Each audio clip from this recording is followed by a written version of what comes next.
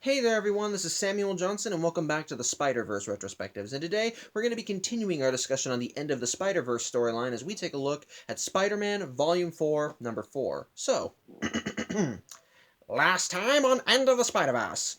So, put simply, everything was kind of going to hell. Miles Morales wound up becoming infected by Shathra's sting, as while he was technically from Earth 616, his universe of origin was the Ultimate Universe, and so he was still liable to become a Wasp drone, despite the Spideys of Earth 616 having an innate immunity. Thankfully, because he had been integrated so well into the 616 universe, he still retained at least a modicum of his original self, as he was able to resist Shathra's mental commands, and so while he was a Wasp totem, he was still Miles Morales. However, he also realized that he was a liability as he was, and that he needed to get out of there before Shathra could dominate his mind. And so he decided to head to Loom World and kind of take the fight straight to Shathra's front door, with Hunter Spider volunteering to go along because he thought this was the hunt of a lifetime. As such, the remaining Spideys decided to try and work out a new plan on how to go forward. And Peter wanted to, find a way to restore any Spideys that had been unwound, so to speak. And while Madam Web wanted to tell Peter that was not part of the plan, Peter kind of vetoed it and said, "We're doing this anyway." And as a result, he, Aranya, and Night Spider wound up going on a mission to the Central America of Earth 616 to the Temple of the Spider Goddess Neth, as there was an artifact there that could restore lost Spideys. In the meantime, Moreland and the rest of the Spideys there, Sans, Spider UK, and Madam Web, wound up going back to Earth 616 because Moreland thought he wound up thinking of a plan that he believed would be able to take Shathra down. Namely, that if they could get their hands on the mystical totem dagger that erased spider totems, then maybe Moreland could end up using that thing on Shathra and sever her from the web. Unfortunately, things started going wrong immediately, as when Moreland and the team of Spideys arrived in 616, the Spinstress got stung by one of Shathra's wasps and was converted into a wasp totem, and with access to the Spinstress's mind, Shathra was made aware of where the spiders were hiding out, as well as what Peter's plan was, and so she was able to open portals to 616 again to recall all the Spideys there, and she wound up sending all of her wasp converted Spideys straight to Peter Parker and Aranya and Night Spider. As a result, things were very much getting from bad to worse. Things kind of got even badder, as when Moreland managed to subdue Spider-Man Noir, who had the mystical dagger. He found the dagger was mysteriously missing, and it turned out that it was actually grabbed by Spider-Gwen before she vacated the premises and went to go fight Peter and co. in Central America. And as a result, as that trio of Spideys are duking it out with their wasp-infected counterparts, the artifact that they came to this temple to get was destroyed, and Peter was stabbed with a totem, and the last issue ended with him being unraveled as he was severed from the web of life and destiny. So, yeah, everything's kind of going to hell, and things are continuing to go from bad to worse. As today's issue actually opens up in the world of Spider-Norman. Yep, he's still in operation, though, because, yeah, hold on one second. Sorry about that. But yeah, basically the comic opens up in the world of Spider-Norman, as we see that he's kind of starting to mount a defense to ensure that Shathra's wasp totems don't get to her. Specifically, Shathra wound up sending the Spider Mandroid, I think? I forgot what he called him, so let me just go check. It was called he called him the Spider Biodroid and the Spider Rex, who are both also converted into wasp totems, to try and get Spider-Norman onto their side. And Norman, thankfully, is able to hold himself up in a little safe room in an Oscorp building, but even he knows that won't be able to withstand the firepower of the Spider Biodroid or Spider Rex. So he kind of needs a little bit of help as he's getting ready to execute a plan that involves the Web of Life and Destiny. As it turns out, after his little encounter with Otto Octavius during the closing storyline of the last run of the Superior Spider-Man, Spider-Norman did still have one strand on standby. It was a small strand, not really worth a lot, but ultimately Spider-Norman believes that it is an invaluable part of his plan, though in order to utilize it properly, well, he kind of needs a bit of distraction. And, well, remember how Spider-Norman was best buds with Spiders-Man? Yeah, they're still best buds now, as Spiders-Man is the one handing him the web of the strand of the web, and Spider-Norman pretty much just tells him, hey, go out there and distract them while I get this in mind. And while Spiders-Man is at first not really wanting to do that, well, Spider-Norman pretty much just tells him he has no choice. As such, he goes outside of the room and he does confront the Spider Biodroid and Spider-Rex, and they proceed to rip him apart. Like, the Spider Biodroid just hits him with a flamethrower, and the Spider-Rex rips what's left of him apart. So, yeah, that didn't really do anything. And as a result, the pair of wasp-converted Spideys managed to make their way into Norman's safe room, but it turns out, yeah, that extra second did actually help Spider-Norman in the long run, as he's been able to execute his plan. Specifically, he has taken his last strand of the Web of Life and Destiny and transported it away to where he's not telling, but he ensures that where it's going, they won't that the Shathra and her forces won't be able to follow. Of course, the Spider Biodroid says that it won't matter because once Norman's been converted and on their side, they'll gain access to all of his knowledge and they'll know exactly where he sent it. To which Spider Norman responds with, "Yeah, that's he's not going to let them win because earlier on, Spider Biodroid mentioned how Norman likes winning, so he'll like being on their side." Well, Norman reiterates, yeah, he does like winning, and he's going to make sure he wins this round no matter the cost, as he pulls out a switch and hits a button. And from there, the room blows up, taking out the Spider Biodroid, the Spider-Rex, and Spider-Norman. Well, okay, at least Spider-Norman. It's implied that the other two survive because the Spider-Rex does come back in a later storyline, but yeah, Spider-Norman is very much dead, and he's taken the secrets of his plan with him. And as a result, Madame Web, who's seeing all this, is starting to feel forlorn because as part of her whole plan to restore the Web of Life and Destiny, she kind of needed Spider-Norman, and now he's been taken right off the board. So she's kind of very much feeling like shit. In the meantime, back on Earth 616, we cut back to Aranya and Night Spider as they're horrified at seeing Peter just erased like that. And ultimately, while the pair are still doing their best to fight through all of the hordes of wasp-converted Spideys, even they realize they're going to lose. Thankfully, Night Spider has an ace up her sleeve. So remember how I said last issue how she Indiana Jones getting the artifact by shooting a web ball at where it was resting? Well, Night Spider thinks that maybe these Spidey wasps might have been cheating a little when they came to the temple the way they did. After all, they came in through portals, while Felicia, Anya, and Peter had to go through all those traps. Well, she's decided that she's going to make sure that they actually have to deal with them, as she shoots a web line at the ball where the artifact was, pulls it back, and it sets off another booby trap as a bunch of boulders fall in from the ceiling and start ramming into all of the Spideys, allowing Felicia and Anya a chance to escape. However, while Anya is able to recompose herself after Peter's loss, she does think that they're not going to be leaving here empty-handed either. Yes, they might not be able to get the artifact that they came here for, but at the very least, this is a temple to Neth, and there are basically the temple still has all these carvings from ancient spider totem, whatever language, that Anya might be able to utilize to her advantage. And so they end up running into another room in the temple, and while Felicia is able to hold off the horde of wasp Spideys by setting off more booby traps, even she knows this is only going to buy them so much time. And so while Anya speed reads through everything, ultimately Felicia thinks it's a little bit of that it's a lost cause, especially when Anya says that as part of this whole deep ritual, they'll need the Chosen One. And since everyone assumed that Chosen One was Peter Parker, she thinks it's a lost cause. And so with Felicia believing that they really have nowhere else to go, she has Anya open up a portal and then just pushes her through before the Wasp Spideys can catch up to them. In the meantime, back on Loom World, we see Annie Mae and Shathra watching these events unfold, and while Annie Mae tells Shathra that she's sorry that the Wasps weren't able to get them, Shathra doesn't really care because she still sees this as a win. They failed to get the artifact that they came there for, and as an added bonus, they got Peter Parker out of the way, their precious Chosen One. So she thinks that it's all good. Her victory's secure. She thinks she's going to win this. However, as she's ranting and raving about all this stuff, we see Miles and Hunter Spider coming in from behind, and they're trying to stay quiet, be stealthy, and all that. But Hunter Spider believes that considering how they're catching them unawares like this, they might be able to do a sneak attack on Shathra and secure a victory. With Craven even suggesting maybe they should take out Annie, though Miles immediately vetoes that because, well, Annie's a friend. However, Miles ultimately ends up losing that subtle touch as he hears Shathra ranting about getting rid of Peter.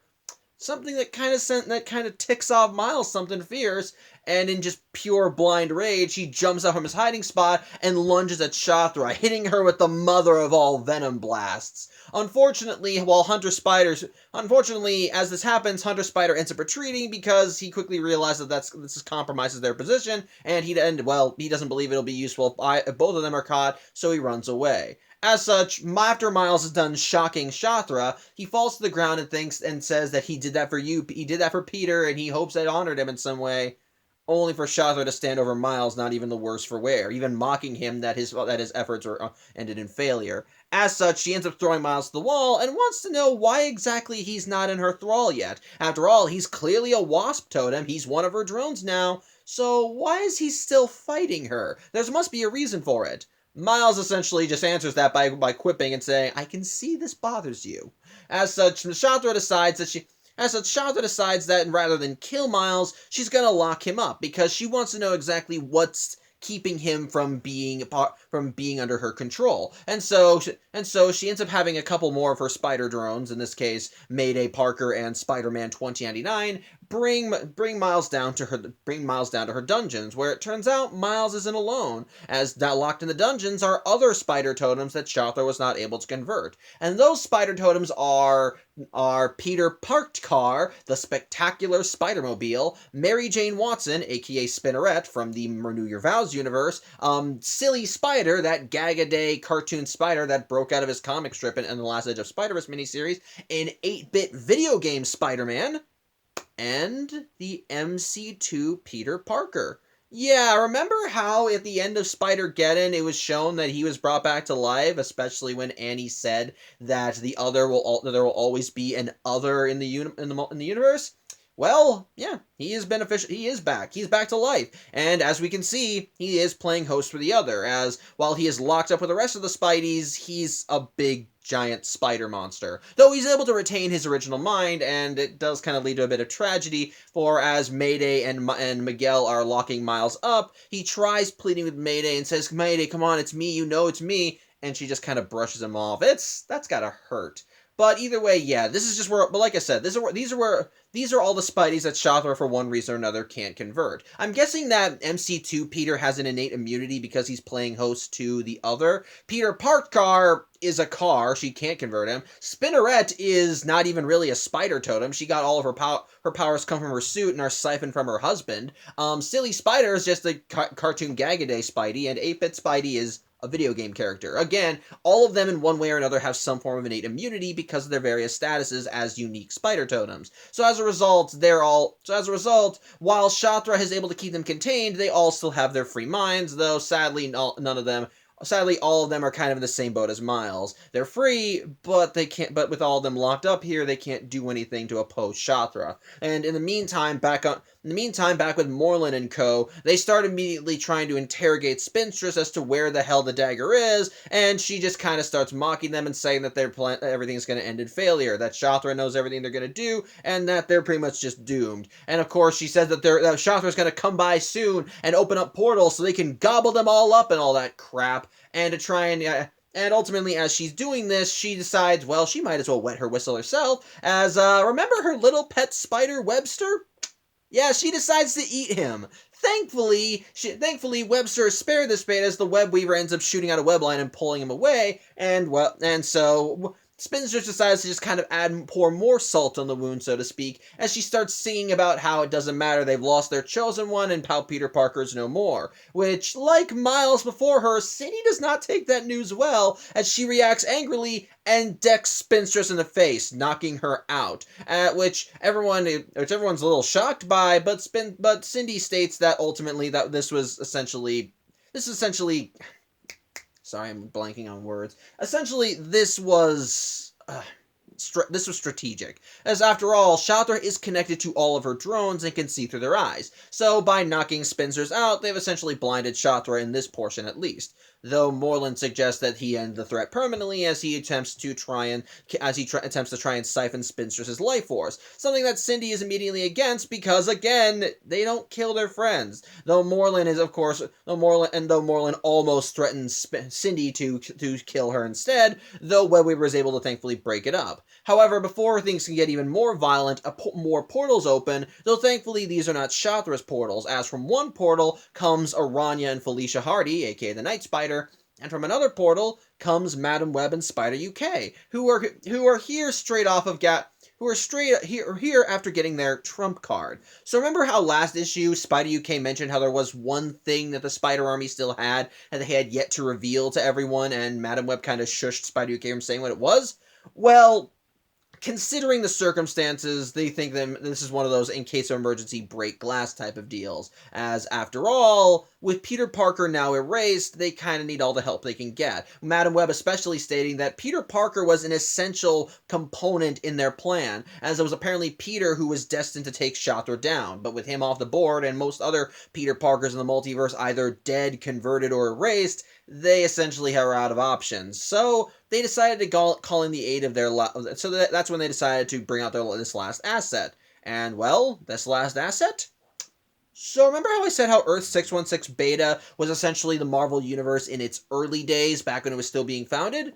Well, that also applies to its superheroes. For you see, Earth 616 Beta had its own Spider-Man.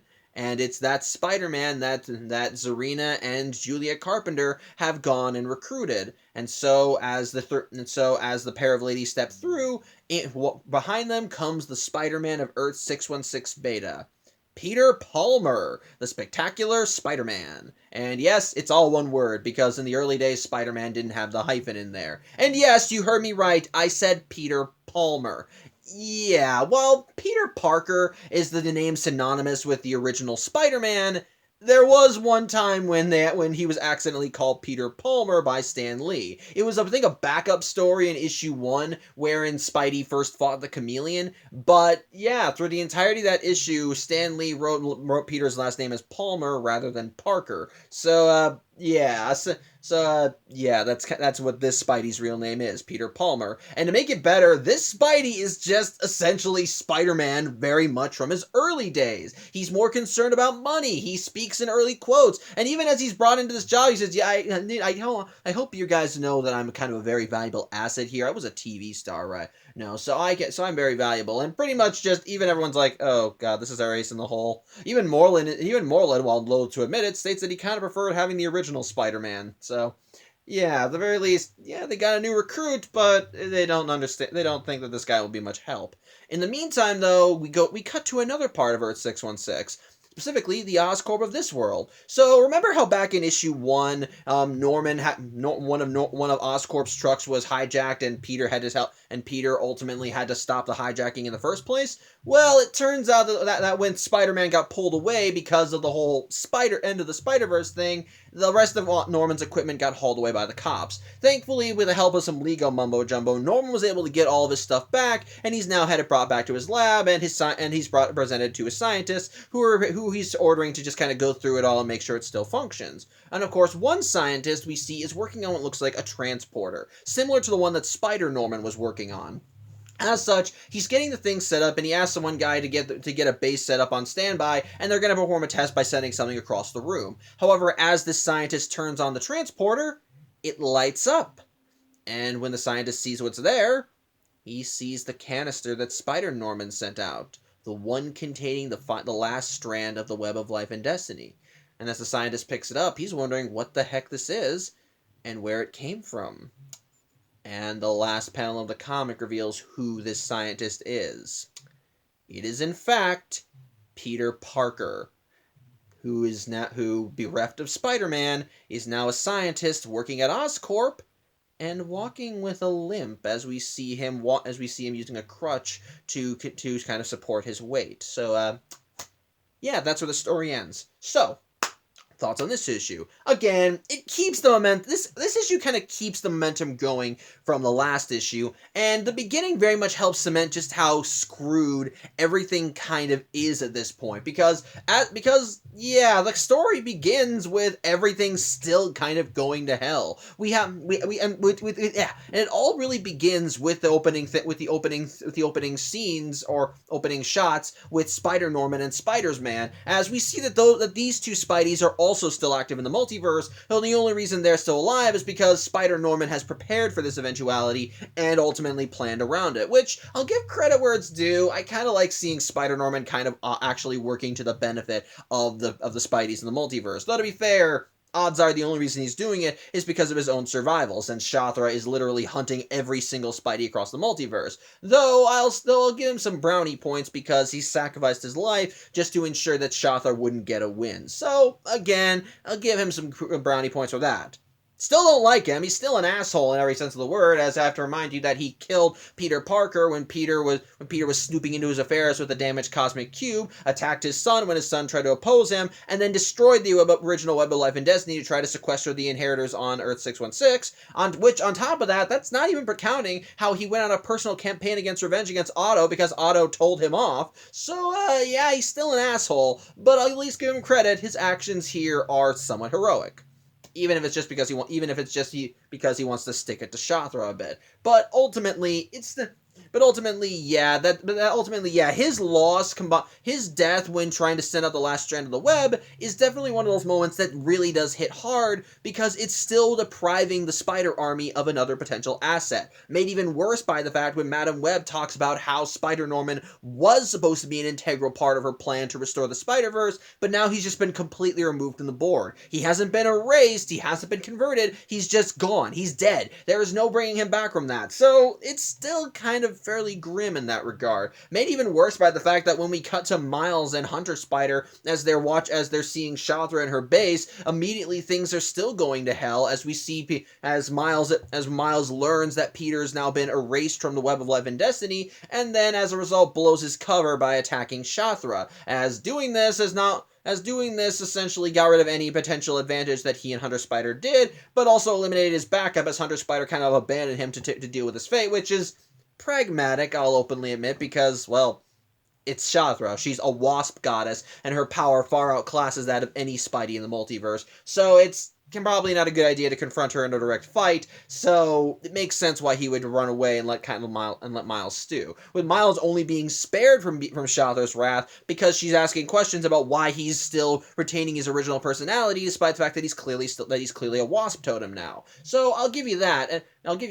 But I will also say this, in that same vein, the story does offer some glimmers of hope, and shows that while the Spideys may have been dealt a heavy blow, that doesn't mean they're out for the count yet. In the case of Night Spider and Anya, we immediately see that despite Peter's loss, they're still trying to think on their toes, and are still trying to find ways of getting something up on Shathra and her forces, as Night Spider is able to throw all of the wasp converted Spideys off their trail by immediately setting all the booby traps in the temple they're in to go off, and because Anya and Night Spider had experience with these specific booby traps, they know how to avoid them. And then likewise, Anya decides that she needs to gather as much information from the temple as they can before she and Night Spider have to book it. So they are still working to try and gain an advantage. On top of that, in the case of Miles, while what he did with Shathra did ultimately result in him being captured, it does showcase that despite what Shathra claims, there are more Spideys in the multiverse that are immune to her sting.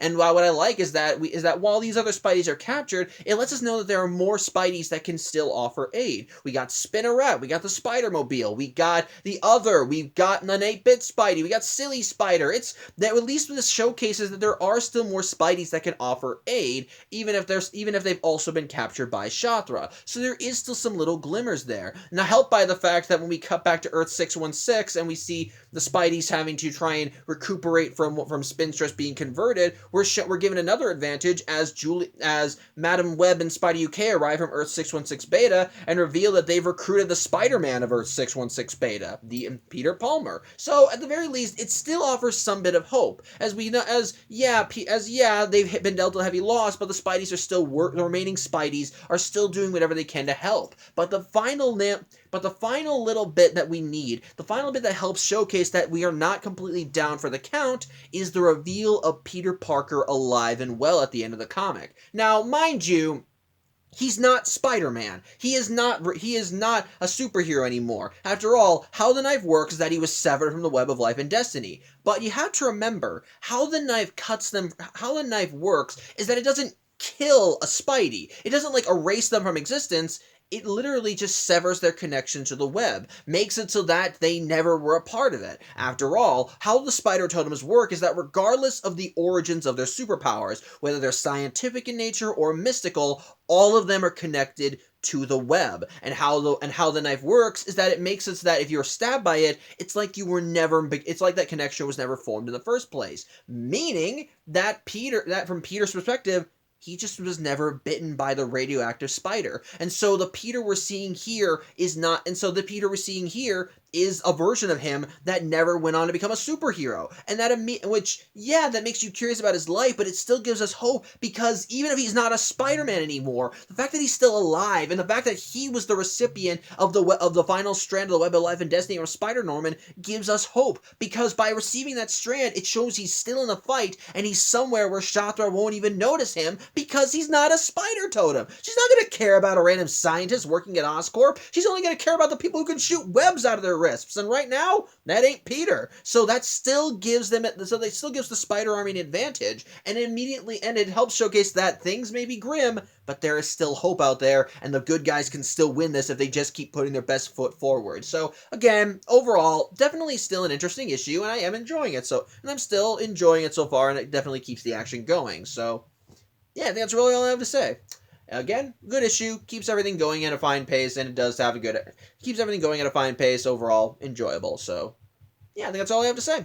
I thank you for watching. I'm Samuel Johnson, and tune in next week as well. If Peter has been separated from the Web of Life and Destiny, just how did his life go? Well, we'll get the answers to that as we look at Spider-Man Volume 4, Number 5 next Tuesday. So till then, hope you have a good Saturday, and take care.